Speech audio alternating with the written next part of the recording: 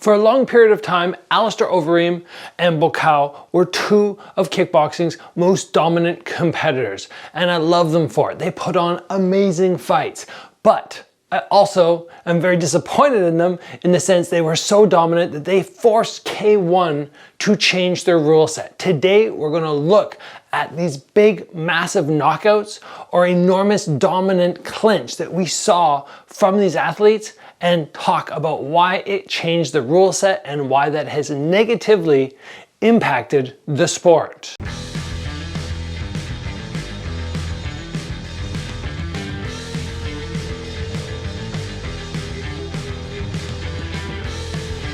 In some sports, we get people, fighters, athletes, who are so dominant in certain areas that they just are above, beyond everybody else. They can almost embarrass people using these assets. And Overeem and Buakaw were both so dominant in the clinch in their respective weight classes. Now, while it was a pleasure to watch these two guys work when they took control of people, it also led, in my opinion, to a demise in the K-1 rule set. If you guys don't already know, K-1 was the premier kickboxing organization in the whole world from pretty much 2000, maybe even before that, 1999, maybe even 1993 or something like that. Let's say 1993 all the way up to around 2008, 2009. This promotion was on point. They were packing stadiums, sometimes 70, 80,000 fans in these Japanese stadiums. They were bringing the best fighters from all around the world.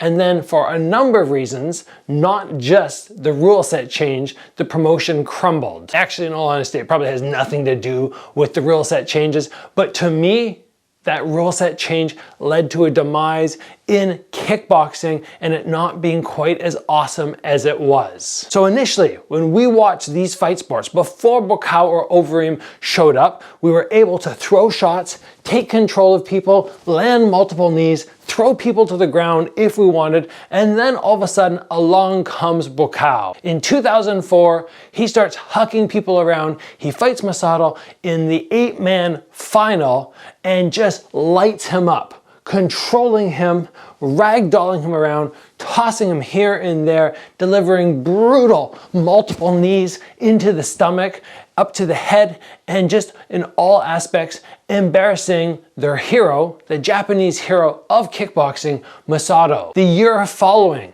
2005, we all of a sudden have a rule set change that you are no longer able to throw people to the ground and you are not to initiate long clench and be able to knee and hold over and over. Yes, you can do one, but then you have to break off. This, in my opinion, destroyed the kickboxing rule set because before, a massive aspect is being able to use the knees. I mean, that's just part of kickboxing. We have our feet, our legs, which we can kick with. We have our hands, but what makes it unique, what makes it different from North American style kickboxing is being able to throw these in. That's the 5th and 6th weapon, which just makes me love the rule set so much.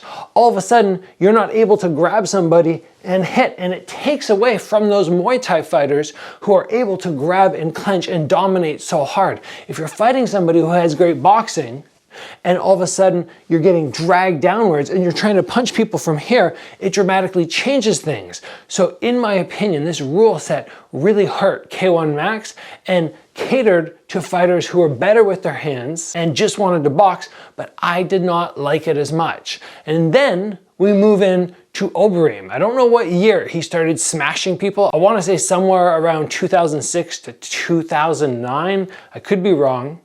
Now, many of you know Overeem for his devastating knees in the UFC, but before that, he actually changed the heavyweight rule set because he locked onto somebody, he smashed him with a knee to the head, and the guy just looked like he was dead. He looked like he'd been flattened out, hit by a car, and he was never getting back up. It was super scary to watch that as it actually happened. I remember watching that live, just going, oh my gosh. And the very next event, no more double hand clench pulling people down. You could grab with one hand and pull them in, but not with two. So I'm really not lying or not exaggerating when I say Buakaw and Overeem changed the rules in K-1. They changed the rules ultimately in all of kickboxing because everybody else, still currently, everybody else followed that rule set going forward. Even after K-1 dissolved, everybody has kept that going. Very few promotions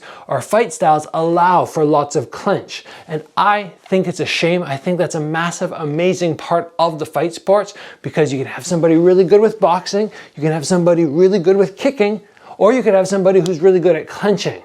But if you remove the clinch, the knees, in my opinion, are not nearly as effective. And I'm dealing with that right now under the karate combat rule set. We are allowed to throw knees, but we are not allowed to clinch. We're not allowed to grab it and drag somebody into a knee. And it makes it so much harder to use these amazing weapons. So 2 questions for you.